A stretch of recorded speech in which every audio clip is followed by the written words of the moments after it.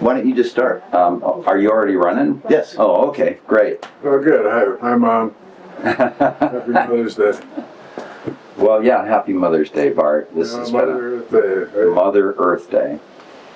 It's been a great weekend with all the former Earth First musicians, a lot of nostalgia, a lot of singing our old anthems.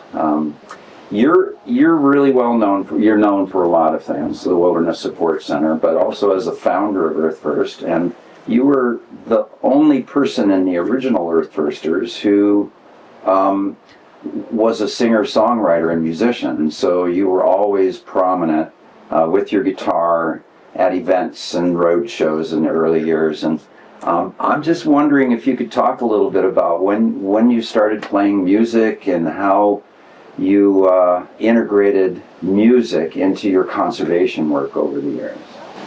Yeah. My dad was a music professor, and my mom was an art teacher. So you can tell where the progressive artsy genes came from. I had no choice in the matter. Plus, it's not only being born on John Muir's birthday. I was born the exact, this is the spooky part, the exact day that Aldo Leopold died. When he was fighting the fire, and he died that day. It was that same morning that I popped up at the end of the world. Wow. Little did I know that I was going to end up in the Adirondacks in upstate New York, going to high school within 50 miles of where Howard Zahniser was, ensconced in his cabin, drafting up the Wilderness Act, it's like crazy stuff. When I was in high school, I had no idea that the Wilderness Act was being debated in D.C. because in New York State, for clarification, which hatched some great conservation leaders like Theodore Roosevelt, Bob Marshall, and others. Not that I would even, hold a candle to those guys. My goal's always been to at least stumble in their footsteps. Done well. And do the best I could. But Zahniser was there, but I was working on getting through high school, and then I went to college, and there were no federal lands in New York State. It was all state lands, and then it was set aside by state constitution in 1885. It was 1885. That's how far back it went. And it was set for Forever Wild, which also happens to be the name of Jim Stoltz's song. But that's in the Constitution, and that standard was set by where I ended up going to high school and college. But to get back to the music part, there was always music in our house. My dad wanted me to be the pianist. I wanted to play baseball instead, and so we compromised and ended up being the percussion section. Because there were 4 kids. Each one played a different set of instruments, and my dad was off being the assistant conductor for the New York Philharmonic and under Morton Gould, and he was teaching conducting at Columbia. All of this as second jobs, because he was teaching a top-notch band in Great Neck, New York. I don't readily admit that I grew up in my early years anywhere near New York City. Most people think I was born in Wyoming or some podunk place somewhere, which I would have been happier probably that way. But my parents made the decision after being camp counselors at this highfalutin summer camp. They basically wanted to stay in the Adirondacks and not go back to suburbia and all this. And I hope you do some good editing on this shit. But basically, when I started ninth grade, they said the heck with going back. And they agreed that if they could both find teaching jobs within 50 miles of where they had bought a house, just inside the boundaries of Adirondack Park, that they would stay. But they had to do it in a week. And they didn't tell me about it, which was wise, because I would have been a nervous wreck.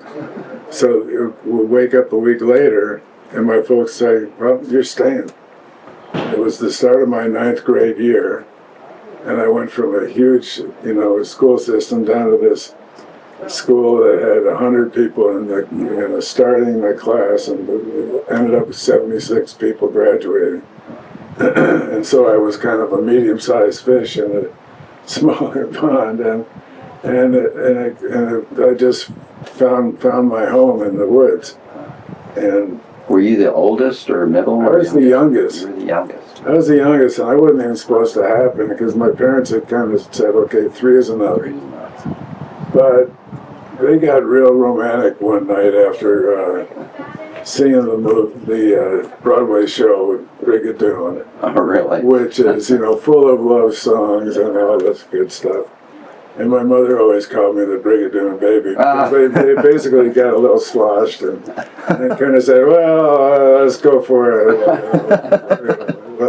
it. So more reason for your musical background conceived to a musical. And it was funny because there's a Lorax facet to this too. The Lorax wasn't even written when I was a young tyke. But my dad, he was a very mild-mannered, very stern. He was 100% German. My mom her family was from Wales and from New Zealand. Her father had been a coal miner in Wales, and so all this kind of mixed. And she had a love of flowers inherited from her father, because he left the coal mines and went to the United States and became kind of keeper of an estate near Brockport. And so he just had a green thumb, and everything grew around him, and it was pretty amazing. But the Lorax thing, I started hugging trees without ever knowing it. When my dad, who was my easygoing guy, he discovered a chainsaw. Because we were cutting trees down to clear out some of what was second or third growth back then, and we were using all the hand tools, the axes, the PVs, the chains, and we were cutting wood, ironically, for the local pulp mill. And you shave them, and you stack them up, and then you send them to the pulp mill at 4-foot lengths. But the fact that he discovered the chainsaw changed everything. We went from hand tools, and I kept using the hand tools, and he got the damn chainsaw. And so the conflict started when he said, well, we can knock these out. And everything was faster, and everything was noisier, and everything was uglier. And I kept saying, God, here I was like 13 or so. And I said, God damn it, Dad, you don't need to cut down any more fucking trees. You got enough. And then he goes, oh, and then we start getting into these arguments. And little did I know that I was turning into a freaking Lorax, and he ended up looking like one after a while. Either by the Lorax or the Yosemite Sam or the cross of the two. But that's where it started, if you want to really pin it down. And he could only spank me only so many times before I got bigger and it's crazier enough that when I pulled I almost swung at him one time, and when that was the last. That was like last time he raised his hand to you. Said, so we both agreed. Said we better stop this right now. And my poor mom, she was so frustrated about it. But so meanwhile, she was doing Rachel Carson. She was reading Rachel Carson back in the early '60s, and growing flowers and all this good stuff. And I don't know, as a drummer, my dad was, You were drumming at that time. By the time you were I was destined to be this drummer guy, whether I knew it or not. But I ended up, my dad, it's mostly because of where they were in these summer camps. Before we went to the Adirondacks, we were out by the Berkshires. And I don't know if you ever heard of Ted Mack. He was this famous guy, had an amateur hour show, and yeah, okay. And my dad was the music director for this summer camp. And in the Adirondacks. no, this was in the Berkshires. Oh, the Berkshires. So we were not as grand as the Adirondacks, but you know, some nice rural country. And that's where I took my first drum lessons, because we had agreed that I would be the drummer. But I was 7 years old, and I took my first drum lessons from a guy named Charlie Smith, who was the head drummer of the Boston Symphony freaking Orchestra. Wow. And I'm kind of, you know, but that's the kind of thing you don't get exposed to very, very readily. And one thing led to another, and by the time I was 10, my dad, by his connections in New York City, scraped together a bunch of, you know, like Slingerland drum set, but a small one, and then a big ass tom-tom stand, you know, a floor tom-tom. It was a Ludwig. It was a little off color on the pearl white. The Slingerland thing was a good tom-tom and a great, you know, a nice little cymbal, and it was a tight little thing. And the big Zildjian cymbal with a big bell on it that you can get a nice ring to it. And my dad had put all this together, and when I woke up on my 10th birthday, and there it was sitting in our living room. And I go, holy cow. And the next thing you know, I'm back, and he's playing, he played cornet amongst 18 other instruments. And my first professional job was playing drums behind him at a wedding reception for $10. That was the beginning of my checkered semi-professional, sometimes maybe, you know, musical adventure. So I never knew that you played drums until this weekend. I always saw you with a guitar, but you came to this event this weekend with a whole bunch of drums, including one sitting right next to you. What is that? This is a hand drum. This is made by an old friend of ours named Jim Watson, who we met in Alaska. And we had one like this that I bought, and you can buy these. This is like a cajon, like the one you sit on. There's other ones. There's a Virginia with Bill Oliver. She had a T-shaped one. This one is an octagonal one. It doesn't have a snare built in. And the one that I had bought was stolen from the back of our pickup truck. And if you look at, you get different tones through here. But what happened was, I played drums all the way through high school. We played dances for the different high schools around the area. And then the first band was a surfer band. And so I learned how to play Wipeout. Yeah. And then went from that to, in college, we were like the most popular beer party band in Albany, New York. And he actually had a scene straight out of the Blues Brothers where, you know, they have the chicken wire in between the band and the audience. So if everybody's throwing peanuts or beer bottles or something, they wouldn't get hit with any ideas. That actually happened to us when we went to played in this bar, and it turned out to be a rival college in that town. It was hilarious. But when I ended up going to grad school, when my brother and I went up to the University of Wyoming together, I left my drums behind because I knew I couldn't take them, all the way out to Wyoming, for God's sakes. They have them in a dorm room. Right, and so I left them with my dad, and he gave them to the local college there in Plattsburgh, near the Adirondacks. And I took Is that when you picked up guitar? I picked up guitar in probably 9th or 10th grade. That was when the folky, the Kingston Trio and Peter, Paul and Mary and Where Have All the Flowers Gone and 500 Miles, and Joan Baez in particular. And that we formed a little folk group, and so I started learning regular the basic guitar stuff, and I couldn't go to some party and play Wipeout 100 times because it'd take you half the night to put the drum set together. And the other half the night, when you're done playing the dance, everybody's walking off and you're still packing it away. But why did you go to Wyoming from New York? How did you get connected to Wyoming?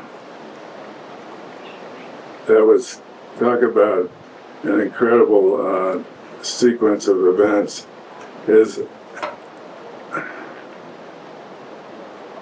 Wyoming is, when we moved up to the Adirondacks, I found my home. Rural, wild country, canoeing, hiking, getting out in the woods, and really not knowing what was going on exactly in the larger world. Ironically, in high school, when you end up having to sell magazines or whatever to earn credit to go to Washington, D.C. to see how your government works. Right.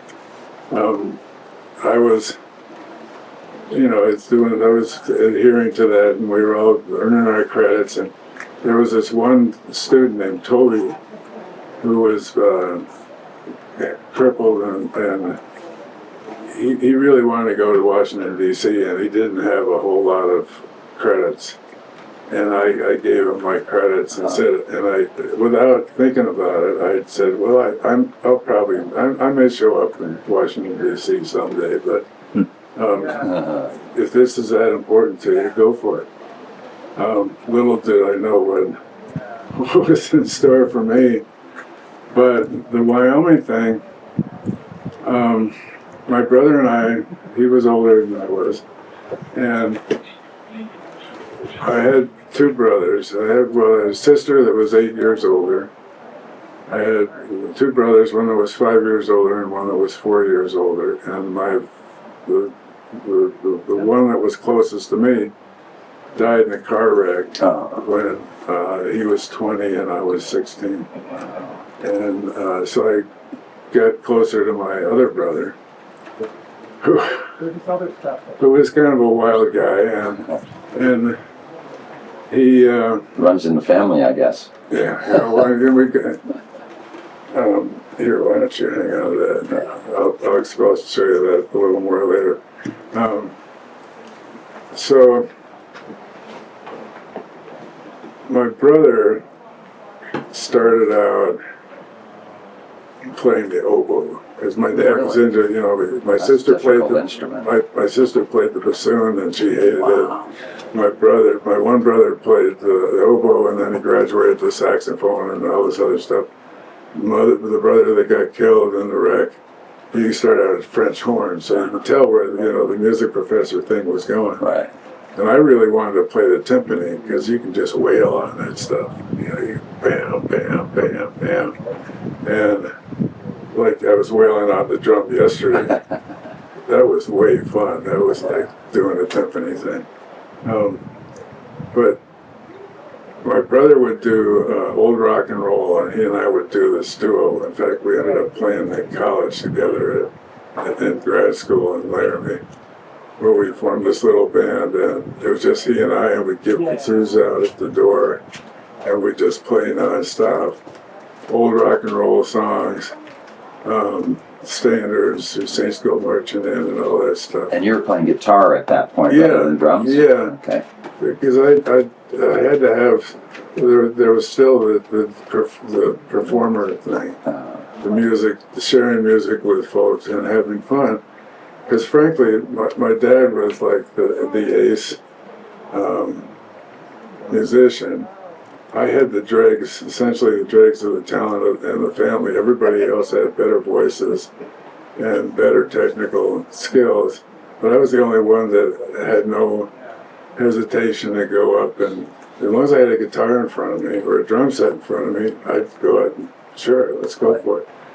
So for whatever reason, those genes sort of carried over from my dad.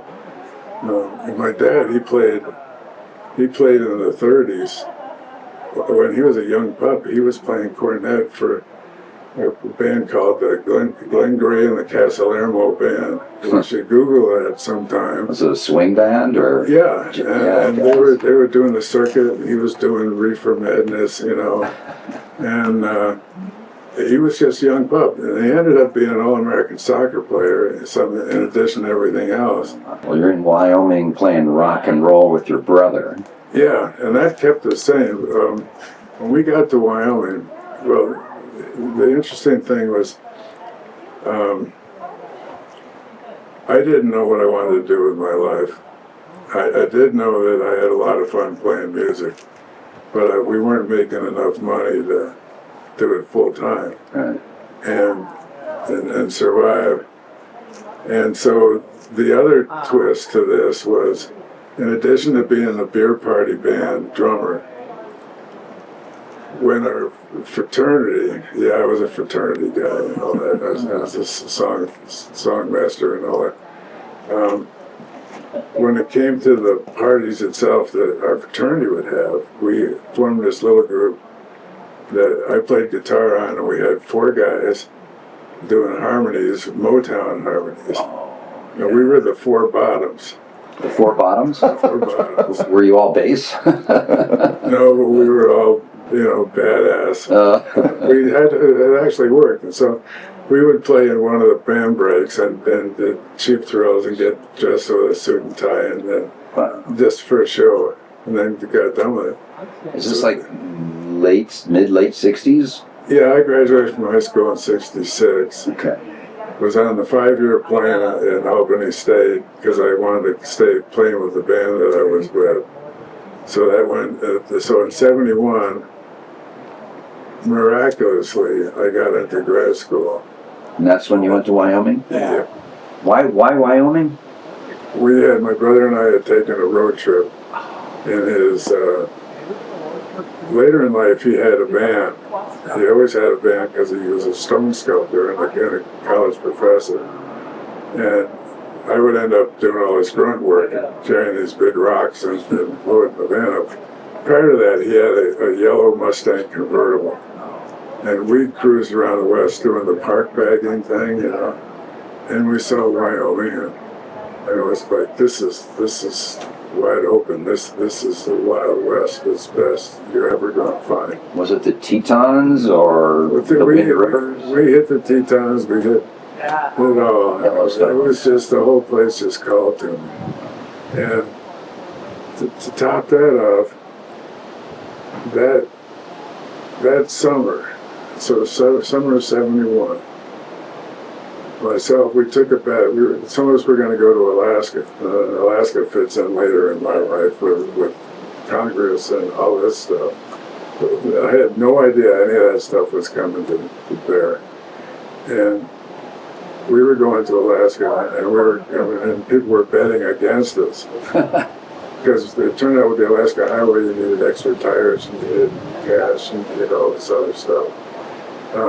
And so we got as far as Vancouver, BC.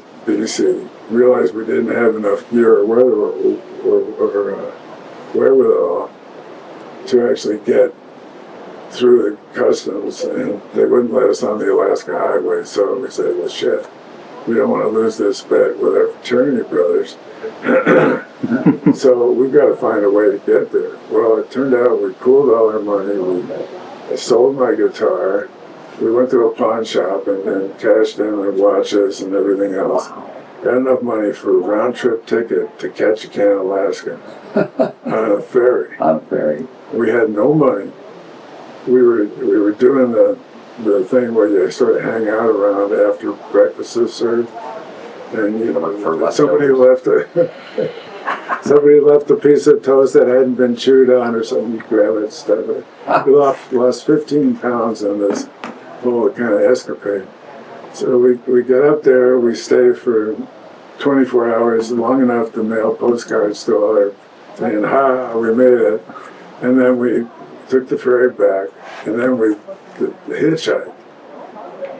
We split up. There were three of us. We split up, and we hitchhiked across the U.S. and Back toward New York, you mean? And that's where we sold the car and stuff. And we had some near-death experiences where, you know, so one guy who picked us up fell asleep at the wheel, and the other we got picked up with some guys that had the back of their pickup was full of stolen TVs. We almost got an Easy Rider scene where, you know, Jack Nicholson gets his shit kicked out of him. Yeah, well, we almost got a confrontation where we were trying to leave this town in Kansas called Sharon Springs. This town's still there, and there's, you know, a half dozen Little Abner type guys come, you know, these redneck guys are coming in, and I'm kind of an enlightened redneck anyway, so I'm not opposed to, you know, the real thing, but these guys had coveralls and wrenches sticking out of their pants, and my buddy and I are sitting on our backpacks. Did you look like hippies? Or Yeah, was that the thing? yeah. And fortunately, somebody at the nick of time, miraculously, this car showed up and said, "Get in quick!" And we jumped in, got out of there, and because these guys were maybe a couple hundred yards away from us, and Wow. so we got back eventually to the Adirondacks. Before we had gone to on this journey, my brother had been accepted as to go to grad school in the art department, so he wanted to get his Master of Fine Arts so he could teach. And Which university in Wyoming was that? this is the only university. The only one. Cody, is that what it is? Laramie. Laramie. Oh, on the east slope then. Yeah. Okay. And so, I know this gets a little convoluted here, but what happened was my brother had applied and he got accepted. Just before I left on this hitchhiking adventure or misadventure, I went ahead and filled out an application to the University of Wyoming to get a second degree. And a second bachelor's degree in outdoor recreation. My first degree was at Albany was in geography. Geography. And Interesting field. and back then people say, "Oh, geography, you must know the capital of every state." We said, "No, it's about how humans relate to the land and Right. how they generally screw it up." And it was kind of a natural, and that was just when environmental studies programs were starting. Yeah. 1970s, all that was starting to churn around, and You're probably reading Donald Meinig, the famous historical geographer who talked about all the landscapes of America. And, well, well, my school wasn't that good. So I had this application, and I told my parents, I said, "Please hang on to that application. Don't mail it unless I ask you to. You know, just sit on it." And so on the way, I had skipped this part. When we were on our way out to go onto the Alaska Highway, we went through Glacier National Park. And we ended up going on for a day hike, which ended up being an overnight in a very crowded little metal storage shed thing in the middle of the North Fork of the Belly River. Because everybody was afraid of grizzly bears. There were like 10 people stuffed in this little shed. And so we hiked back. It was the first time I'd seen a grizzly. Very safe distance, thank God. And first mountain goats I ever saw, and it kept feeling the higher in elevation we got, and the smaller the trees got, there was no chance in hell that we were going to climb a tree to get away from a bear, because the trees are like this big. And, you kind of feel like somebody else is in charge of this place. I'm only here by the grace of the grizzly not being pissed off, and some other power, the creator, or as a friend of mine who's an Episcopalian minister, we call it the Great Mystery. Somebody else was in charge. And so that was the epiphany moment when I called my parents up and I said, please put that in the mail. So they sent the application in the mail. I get back from this near disaster, a hitchhiking trip.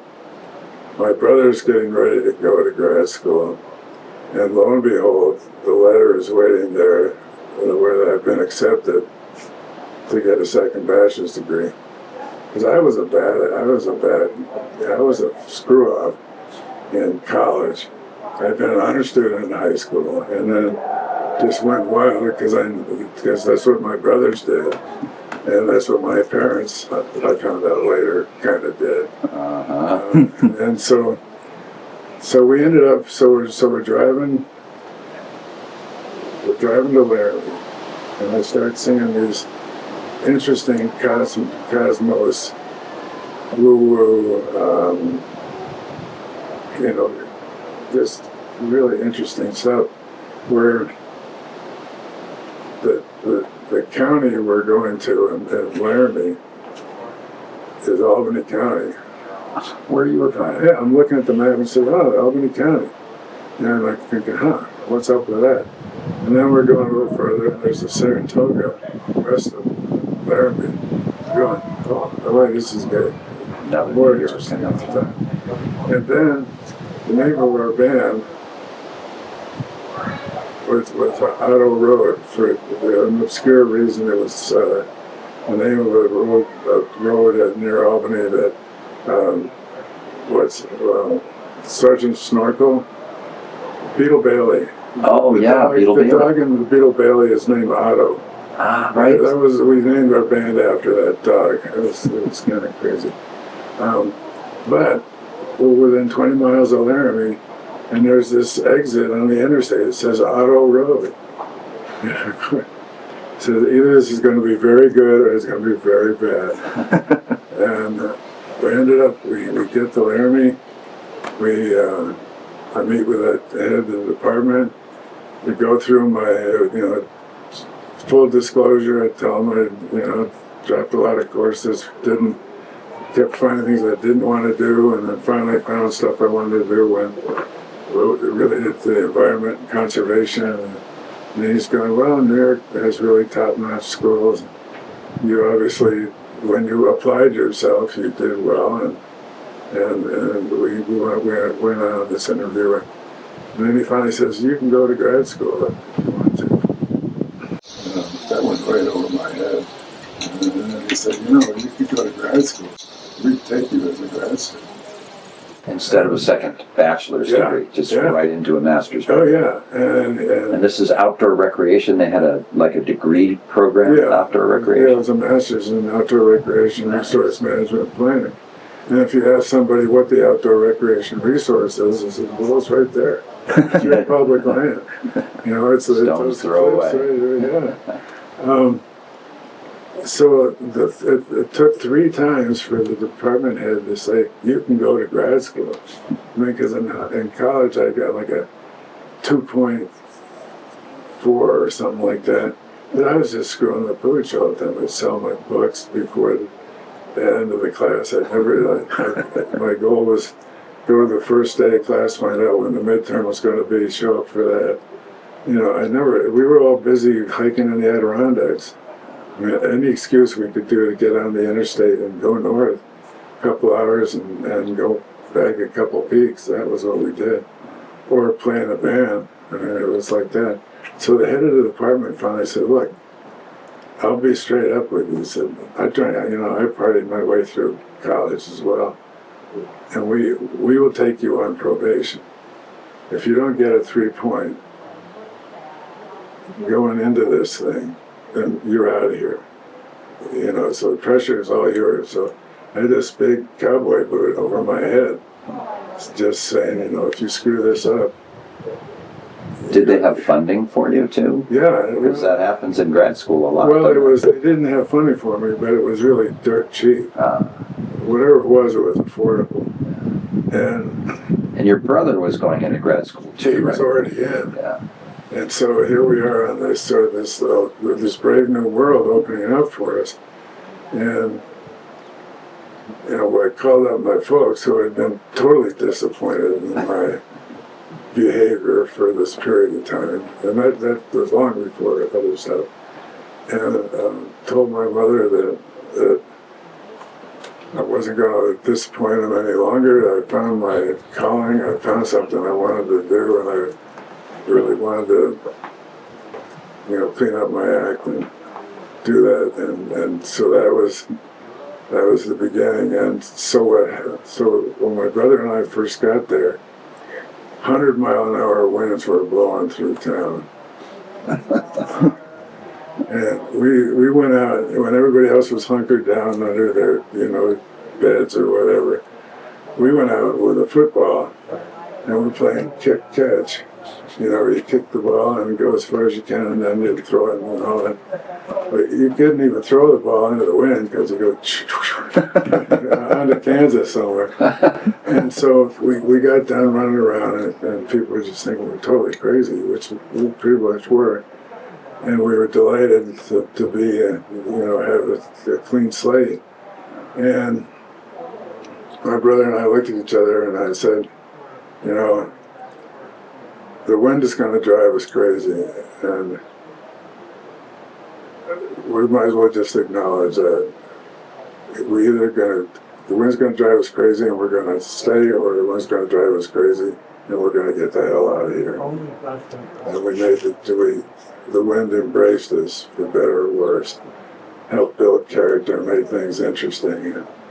And so that's, all of a sudden, there was a wide open field. New life. Ended up doing my grad thesis on the Medicine Bow National Forest and the first rare review. And, those are written up in other books. And but my brother and I ended up singing together yeah. So we formed this little group, the two of us. And was it like a folk group, or were you back to rock or party band? We did everything. From Blue Suede Shoes to Hound Dog to 500 Miles to, and the funny part was, I was the guitar and we sang harmonies, and he was a virtuoso kazoo player. Kazoo? Kazoo. And he had this theory, which I still haven't verified, because I think he was muting the kazoo when he was actually thinking he was expanding the reach of the kazoo, where he would get an empty beer bottle in and blow the kazoo like a mute, with a whatever you call them. Anyways, so he would play the kazoo that way and think he was getting more expansive sound that way. And the other thing was, when people came in the door of the bar, which was named Pinky's Bar. they would get a free kazoo.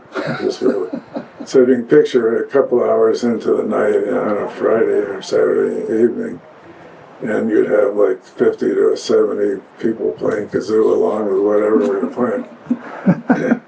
So that was when I went to the guitar.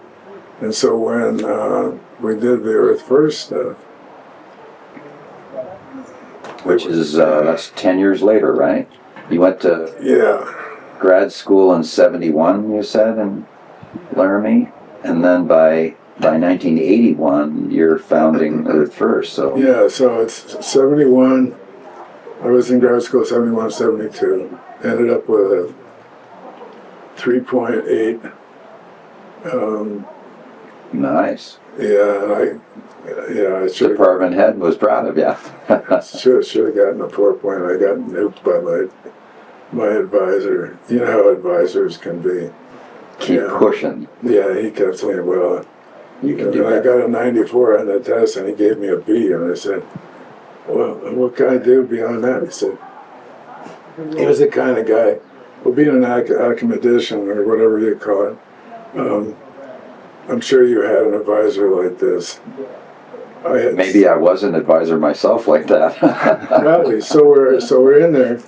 I'm working on my thesis, and my dad actually looked at my thesis and said, "This is actually more like 3 master's theses." But I did an evaluation of the Rollis area, did a critique of how the Forest Service was. This is rare one. Right. It wasn't even called rare one. That's just rare. Yeah, and I did the field work and evaluated every area. All the roadless There were areas. 16 roadless areas on the Medicine Bow. And I did field work, and instead of using the Forest Service's criteria, which was not in accordance with the wilderness. Very biased. Exactly.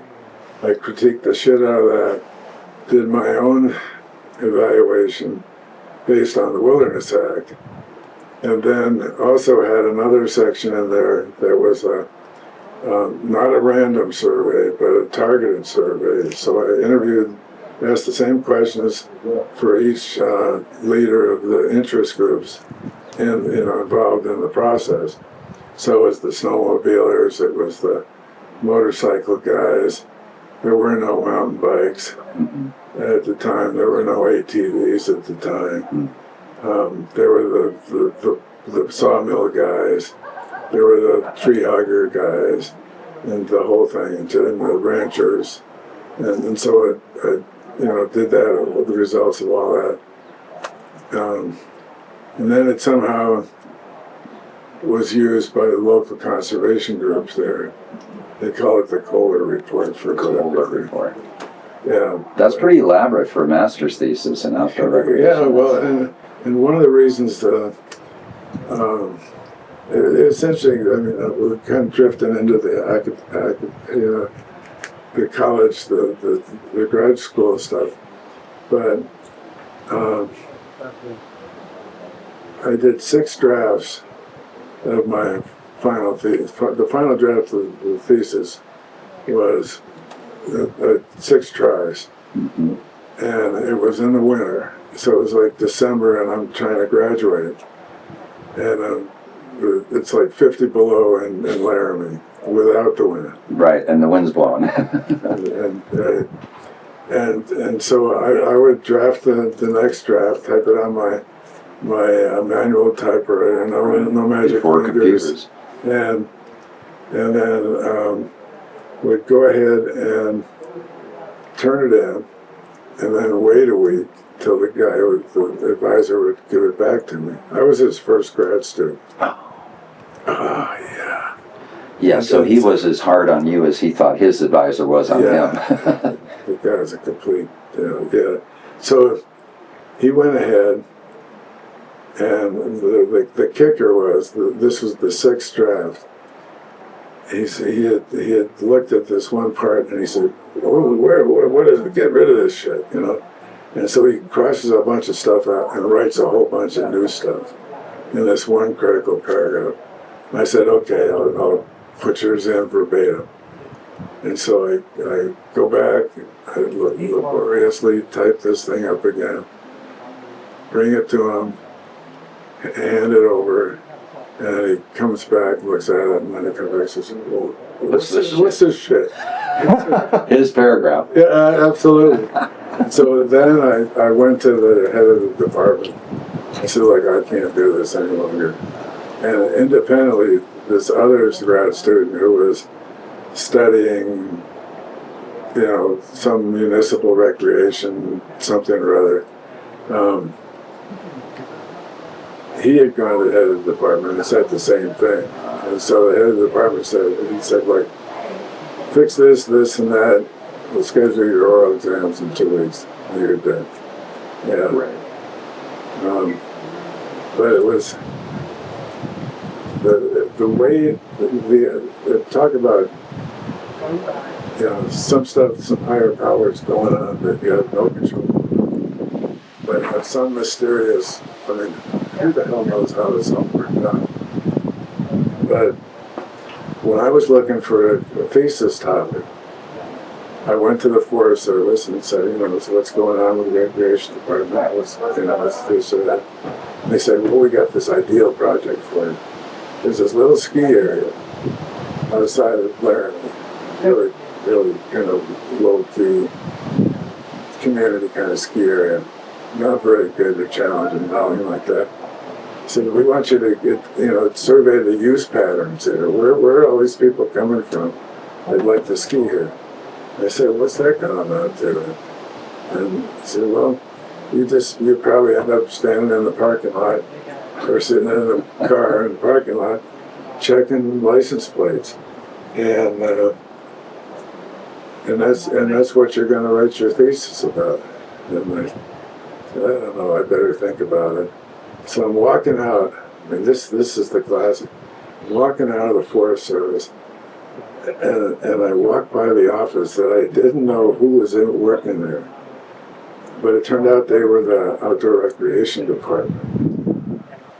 And I'm walking by, and I see this guy with a map, and he's drawing circles around, you know, boundaries and circles and shit. And I walked by, and then I turned, and I walked back in, and I said, excuse me. And I explained who I was and what I was up to. I said, are you working on something here? And he goes, yeah, it's this wilderness area review thing we're doing. And I kind of went, oh boy, this sounds like interesting stuff. And that was the moment that opened the door to the thesis, that opened the door to the Wilderness Society give me, I think, $100 for gas money to do the field work for the thesis. And they gave me, you know that the beater power wagon that Ed Abbey used to drive around in? No, I can't remember. This was like a station wagon, right? Go with like Picture. like the earliest Suburban or one of those big terrible trucks that eats a lot of gas and it gets no traction, not a four-wheel drive. That's what I ended up driving around in. Yeah, that was my University of Wyoming vehicle. Did you go visit all the roadless areas? Yeah. And the Wilderness Society gave you a little bit of money to get out there and do it, so they were already aware of your project and were interested in what you were doing. Yeah, Cliff Merritt was the guy. Cliff Merritt is totally an unsung hero, although we finally were able to, the field reps that he hired, we all got together and were able to lobby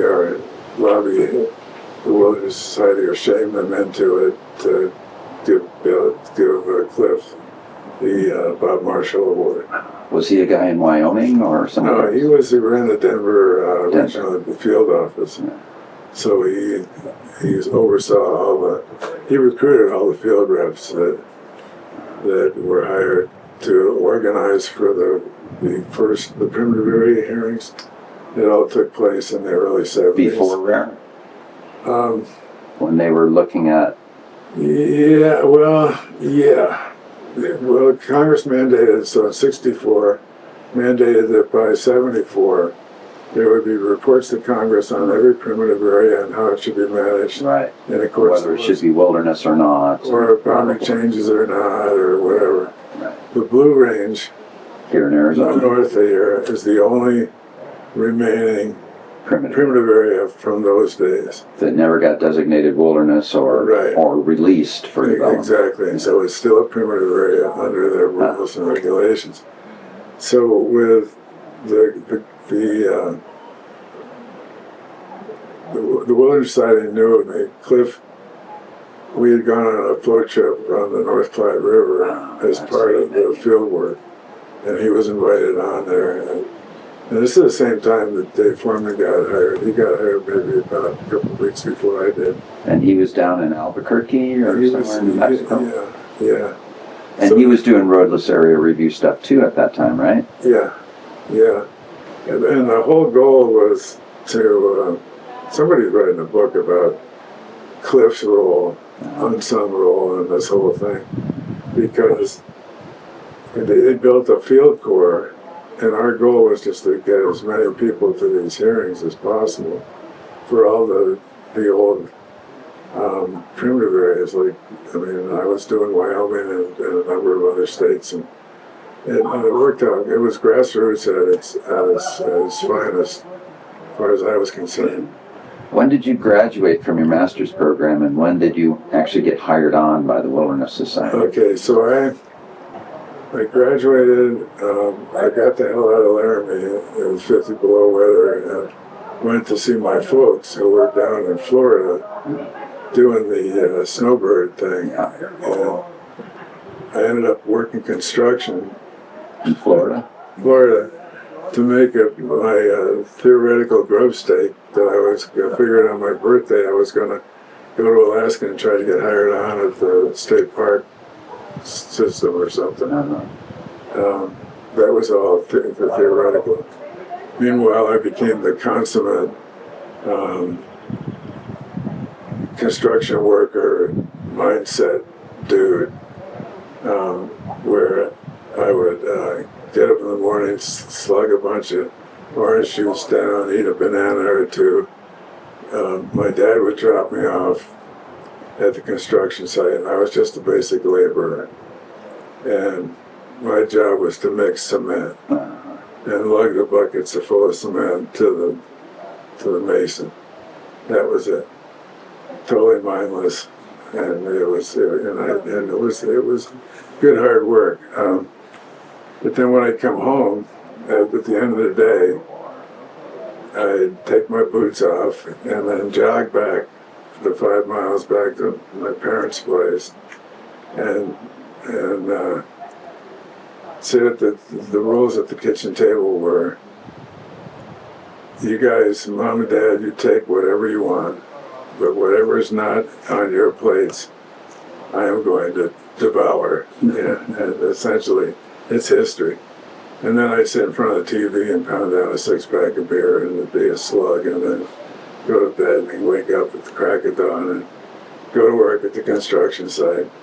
I was the only guy that had one of those old miner, not your typical hard hat, but one of the ones like from the Treasure of Sierra Madre, the round ones. It doesn't matter, but it had a Wilderness Society sticker on the front and a Save the American Bald Eagle on the back. That's what I was wearing at the construction site.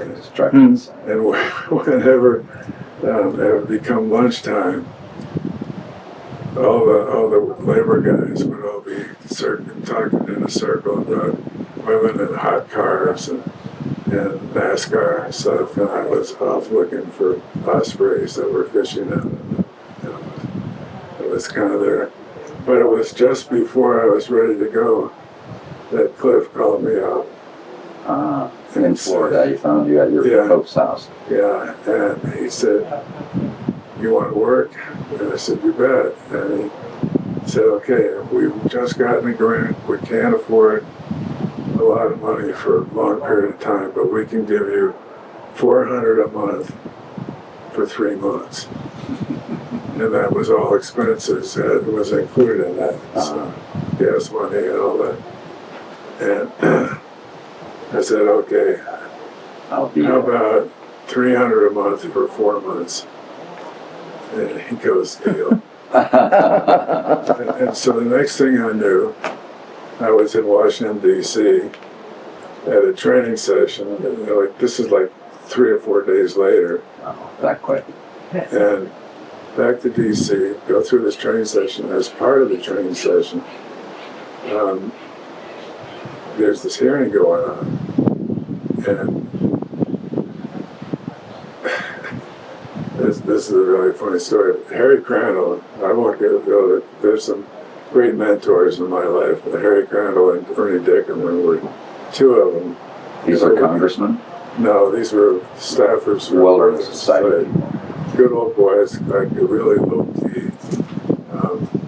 I wouldn't call them lobbyists. Lobbyists to me are Sweets Bucket, oil company guys. We're more advocates, and we educate and inform rather than pressure and buy influence. Anyways, so Harry says, "So you're from Wyoming, right?" And I said, "Yeah." And he goes, "Well, have you ever seen the glacier primitive area?" And this is what became the Fitzpatrick. Got renamed because Senator Gail McGee was a historian, and he started naming stuff after all these trappers, Jim Bridger and Fitzpatrick and such. He said, "You ever been in the glacier primitive area?" I said, "Well, I've actually been in there." He said, "Have you ever seen it?" I said, "Of course. You drive right when you go through Du Bois to Jackson. So right up there by Whiskey Mountain, that's where all the bighorn sheep are and everything else." And he goes, "This is good. You're testifying tomorrow." So I frying pan into the fire. Holy shit. Fortunately, all I had to do was read a prepared statement from a former Forest Service ranger.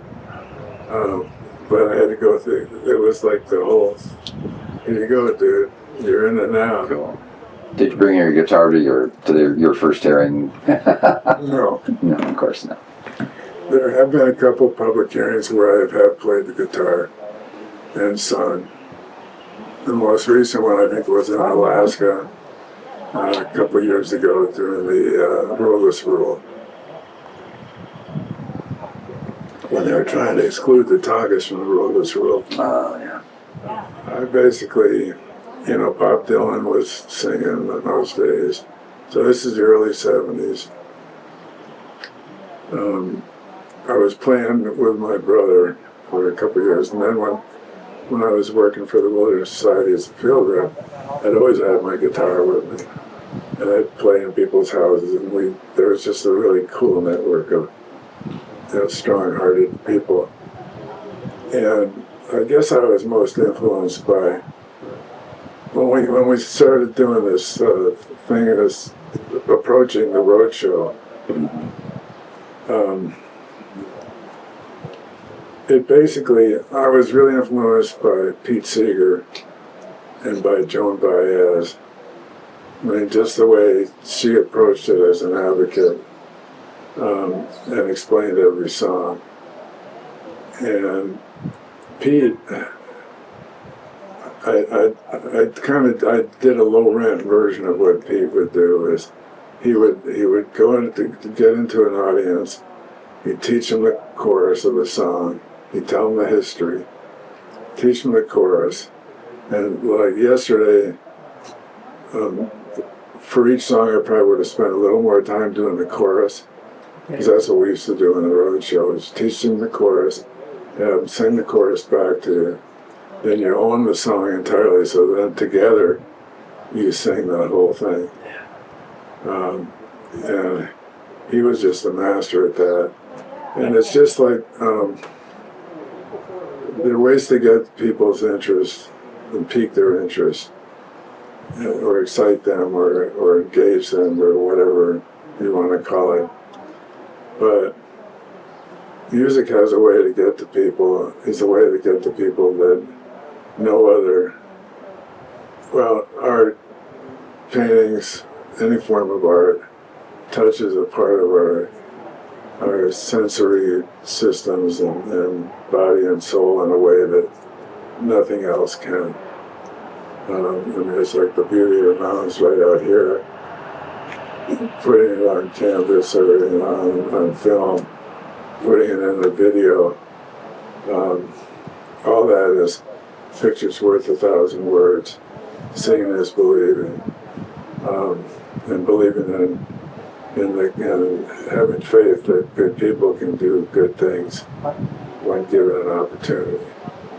And I'm kind of the never-ending optimist on all this. And it's be able to do this when you can touch people with songs it just strikes a nerve and strikes a part of their heart and their heartbeat that, that there's no other way to do it.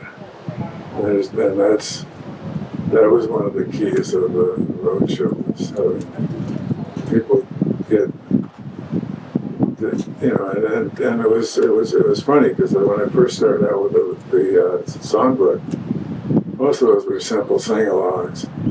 They weren't proud, but I mean they serve a purpose, and they're readily understood songs in there. Like there's Tom Dooley, the song, you take that tune and you turn it into Put Down Your Axe, Paul Bunyan, or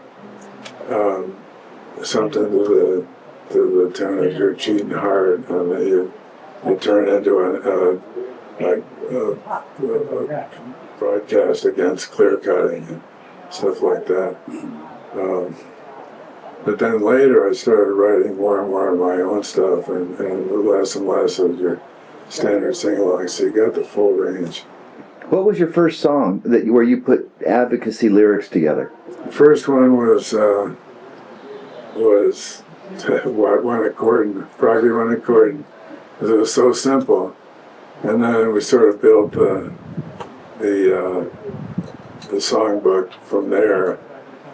I think it was, we didn't really have an intention of doing the songbook necessarily from the get-go, but then again we wanted people, so we just hand pieces of paper to people. There'd be maybe a half dozen songs at most that they all knew, and then all of a sudden it was like, well, why don't we do a songbook? And it worked for the IWW. Right. Mm-hmm. And Red Songbook. yeah, and I didn't know much about those guys. I knew Woody Guthrie and what he was up to. And I've done versions of This Land Is Your Land that I actually sang like a seemingly countless number of choruses. Right, this land is your land, this land is my land, and then you pick out different landmarks, and then it was when people tried to sell the public lands. The privatization movement. Yeah, and it was keep the public lands in public hands. This land is your hand. And you just sing it on and on, and then you start preaching. You talking about this, the Desert Toyas or the Black Rock Desert, or you just insert all these different names of places that people know and love, and all of a sudden we're out there picketing Ted Cruz when he was running for president in Reno, in a very cold night, and I was out there, or Johnny, so one of us was out there leading the marching group, and that stuff still works. When did you come up with the stage name Johnny Sagebrush? No, that's a good question. Johnny came about. This was going on when the Sagebrush Rebellion was at its height. You want to explain what that was? Well, we could, or we could have our esteemed. The Sagebrush Rebellion was. Late 70s, early 80s, a movement in the West by property rights advocates who were arguing that there was too much government regulation and too much government-owned land, national forests, national parks, BLM land, etc. And they wanted those lands turned over to the states because resource development interests, oil and gas and ranching industry, etc., had more clout at the state level with state level politics, and they thought they'd be able to get more access, less restricted access to the resources on public lands if those could be turned over to the states and eventually privatized, because the states really didn't have the resources to manage those lands, and they kind of let business do what they want, and often were willing to sell those lands to generate revenue. So that was the Sagebrush Rebellion, was a rebellion against government ownership. And didn't James Watt sort of build on that? Yeah. he was a big advocate of it, and when he came into Washington under Reagan, he brought the Sagebrush Rebellion ideology with him and their goals. They were all about that. Where Johnny fit in on this one was Johnny Sagebrush. Johnny Sagebrush. The name itself. At that time, symbols for our federal government agencies, which I prefer to call public land management agencies. And you have to remember that people often misstate this innocently enough, but it's not Forest Service lands. It's National Forest lands managed in trust by the Forest Service. It's not BLM lands. It's public lands managed by the Bureau of Land Management, often the Bureau of Mismanagement, or lost meaning is another one. Bureau of Livestock and Mining. Right. Another one was the Bureau of Large Mistakes. So you had the rebellion part and you had the sagebrush part, and the only symbols that we knew of that were well known was Smokey the Bear. The only other one was Woodsy Owl, which he'd been hammered. I think Tim Cahill, some very talented writer wrote something in Outside Magazine, I think, talking about Woodsy Owl, and they called him the Clown Owl. Because he was this stupid-looking owl wearing this funny-looking hat and had big feet, and he would come up to somebody and say, "Hoot, hoot, don't pollute," you know, and whoever was, bulldozing the place apart or cutting the trees down would say, "Hey, get out of the way, you stupid little owl." You know? So Woodsy Owl didn't stand a chance with him every time. But Smokey was a presence, and he had a big ass shovel, and he'd smack anybody. So we were kind of looking for some lasting symbol. The only other one around was Johnny Horizon. And Johnny Horizon was the symbol of the BLM.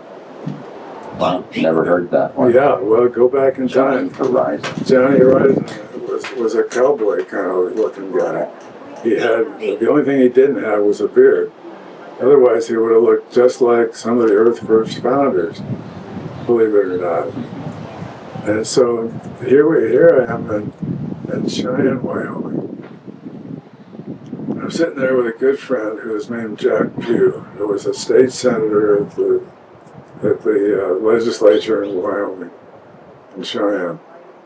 And we're at the Albany bar. Somehow Albany pulls up again. So, and I'm talking to Jack, and saying, "We got to do something about the Sagebrush Rebellion thing." And he immediately leaps into the idea that he wants to be Johnny Sagebrush's manager. And he's weaving, the creative mind is going wild, and he's going, and I'll get the pink Cadillac with the big, the convertible with the big long horns on the front, and he'll call himself Ringo Durango. And he was going to be Johnny's manager. And then Johnny was going to write all these, this is the key point, was going to write all these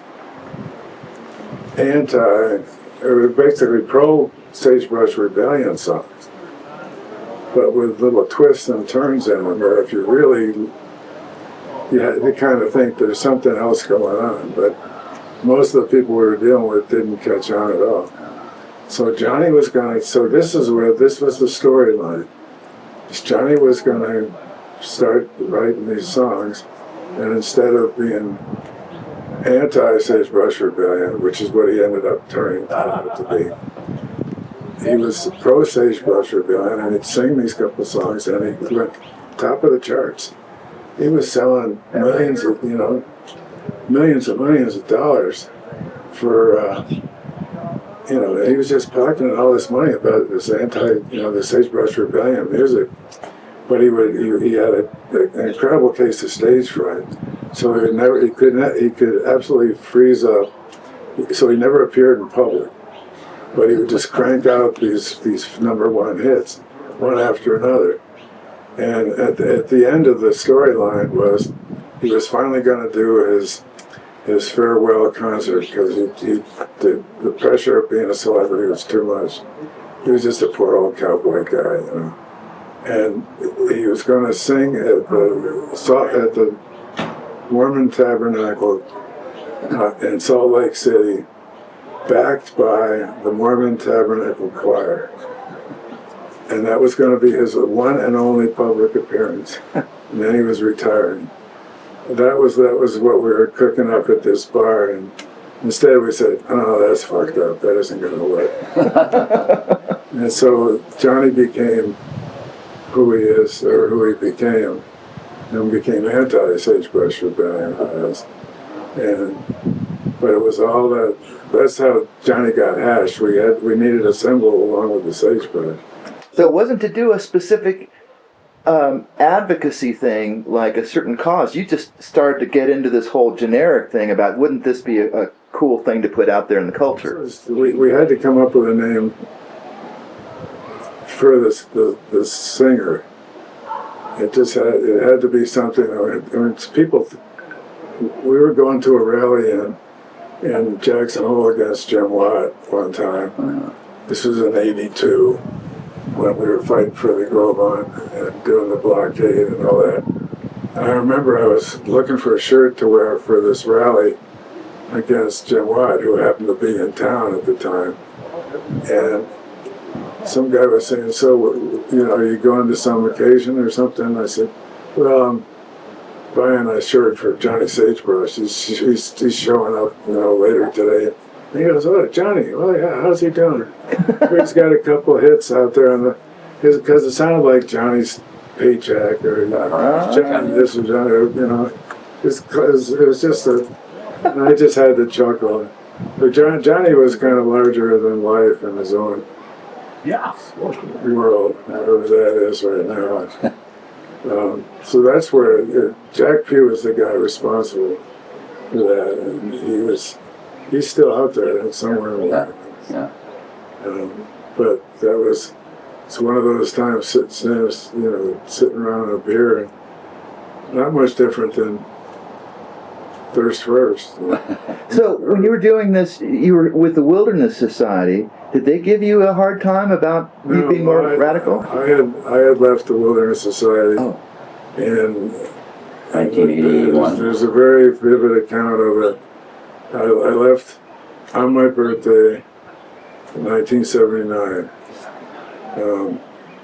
I was trying to save the world on all fronts. The Wilderness Society was not being as hard-hitting as I wanted them to be. Bill Turnage come in and completely ripped the heart out of the organization.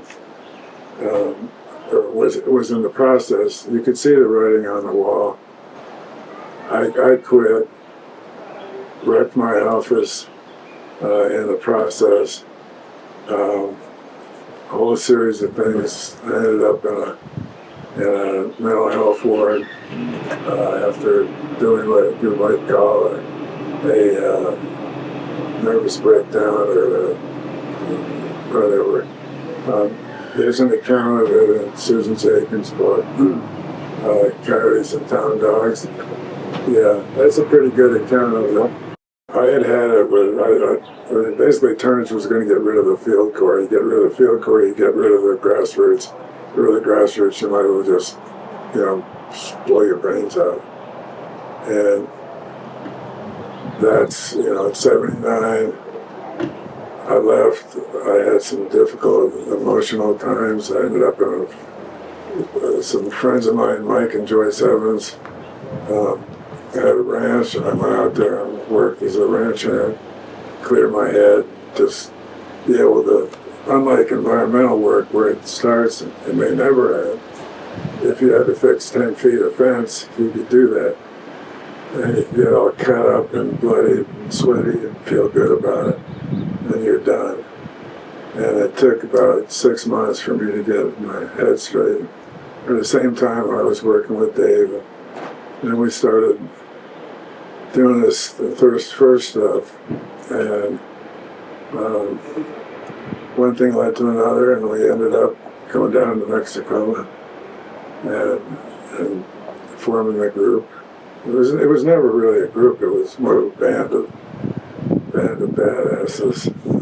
So, just very briefly then, to wrap up, I am interested in that sort of formative moment. So there was a group of you who went down to Mexico. Yeah. It wasn't just these the so-called 5 founders of Earth First. And did you go down with any intent of like trying to start something new, or that just came out of that mountain? I think we drove down with a lot of frustration, all tightly squeezed into Dave's van. And we were heading down to the Gran Desierto near Sonoya. That's where it is, right?